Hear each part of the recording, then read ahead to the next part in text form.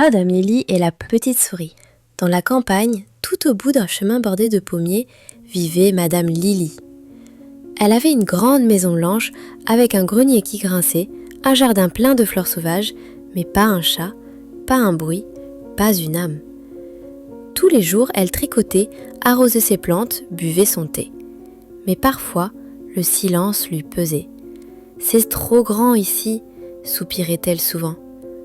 Un soir, alors qu'elle lisait près du feu, elle entendit « crrr, crrr, tic, tic, tic, crrr » des petits pas dans le plafond, des grignotements, des choses qui tombaient.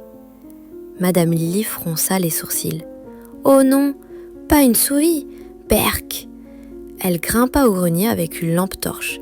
Et là, dans un coin de vieux coussin, une petite souris grise aux yeux malicieux la regardait sans bouger. Lily poussa un cri. « Hors de chez moi, va-t'en !» Mais la souris ne bougea pas. Elle la regardait tristement.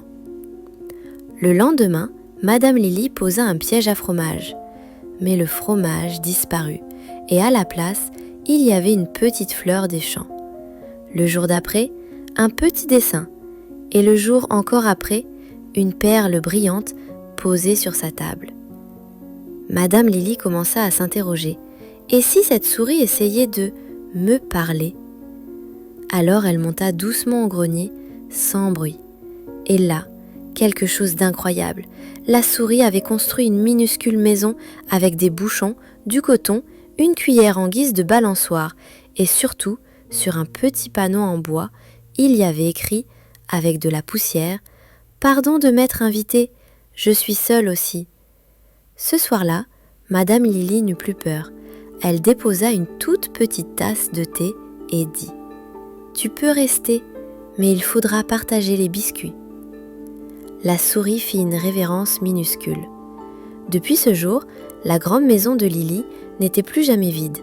La souris l'aidait à cueillir les fleurs, préparait des dîners surprises et faisait des spectacles avec des noisettes.